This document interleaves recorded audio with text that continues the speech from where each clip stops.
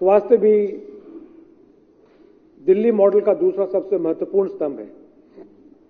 पिछले 8 वर्षों में दिल्ली के लोगों को स्वस्थ रखना और उनकी छोटी से छोटी बीमारी को लेकर बड़ी से बड़ी बीमारी तक ध्यान रखना दिल्ली सरकार के सार्वजनिक स्वास्थ्य में केंद्र बिंदु में रहा।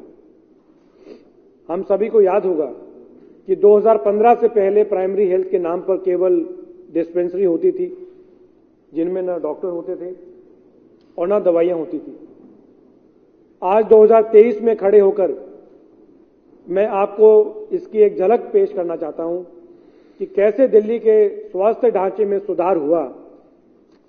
माननीय मुख्यमंत्री अरविंद केजरीवाल जी के नेतृत्व में दिल्ली सरकार के पास आज 515 आम आदमी मोहल्ला क्लिनिक, 4 महिला मोहल्ला clinic, 175 allopathic dispensary, 60 primary urban health centre, 30 polyclinic, 39 multi speciality और सुपर स्पेशलिटी हॉस्पिटल मौजूद हैं, जिसमें 14,244 बेड उपलब्ध हैं, जहां हर साल 4 करोड़ से अधिक मरीजों को स्वास्थ्य सुविधाएं प्रदान की जाती हैं।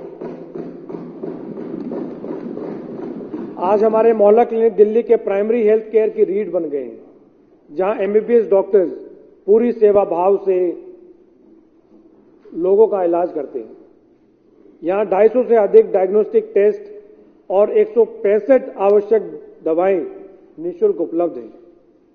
इसका फायदा यह है कि इन मोहल्ला क्लिनिक में सालाना करीब 2 करोड़ लोग इलाज के लिए आ रहे हैं।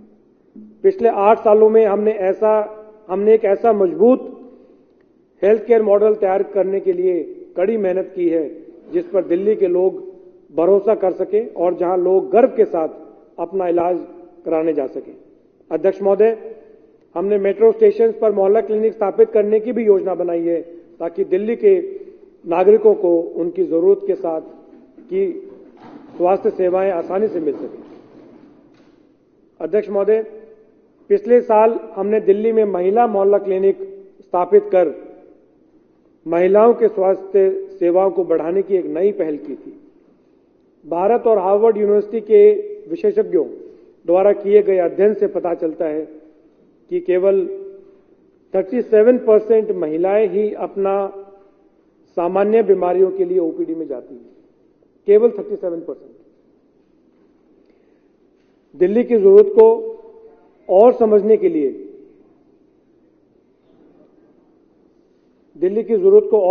के लिए दिल्ली सरकार ने भी एक सर्वे कराया, जिसमें पाया गया कि 51% महिलाएं बीमारी के लक्षण होने के बावजूद डॉक्टर के पास नहीं जाती। इसके मद्देनजर हमारी सरकार ने पिछले बजट में महिला मोहल्ला क्लिनिक की घोषणा की थी और मुझे ये कहते हुए खुशी हो रही है कि देश में पहली बार माननीय मुख्यमंत्री अरविंद केजरीवाल जी के मार्गदर्शन में महिला मोहल्ला क्लिनिक की शुरुआत हुई है। महिला मोहल्ला क्लिनिक में महिलाओं के लिए स्पेशलाइज्ड सुविधाएं उपलब्ध हैं, जिनमें सर्वाइकल कैंसर की जांच और 12 वर्ष से कम उम्र के बच्चों के लिए टीकाकरण शामिल है।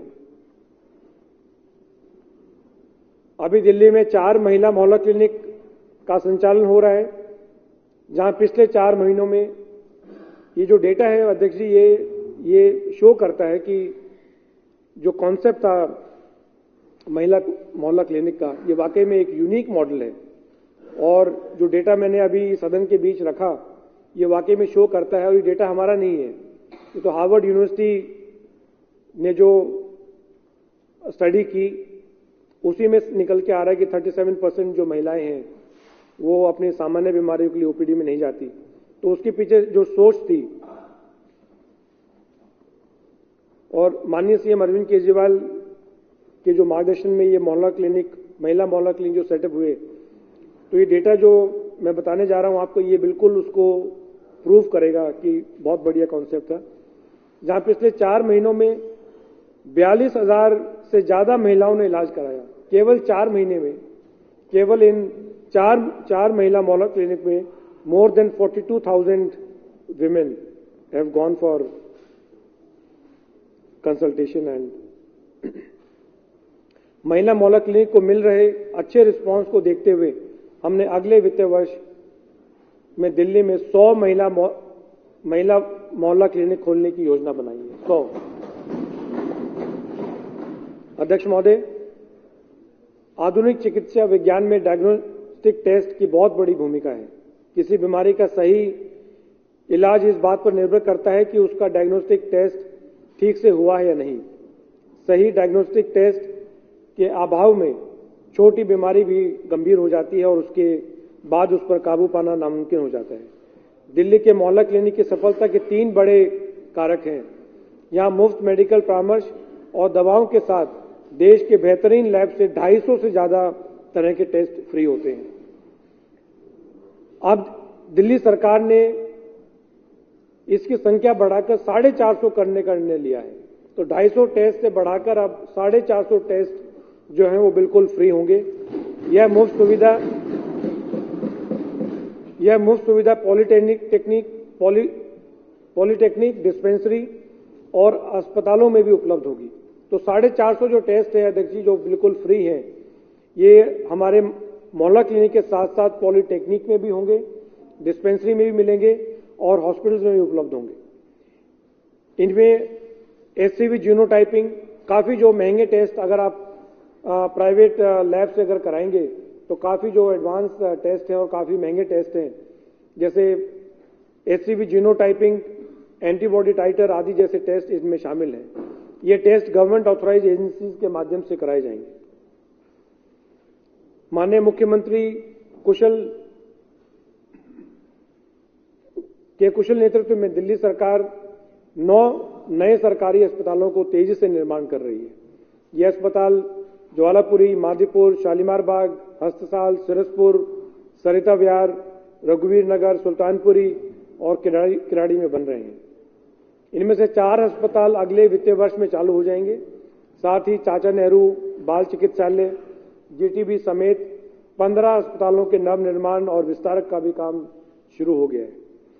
इन सभी प्रयासों से दिल्ली सरकार के अस्पतालों में मरीज के लिए उपलब्ध बेड की संख्या 14,000 से बढ़कर लगभग 30,000 हो जाएगी। 30,000 हो जाएगी।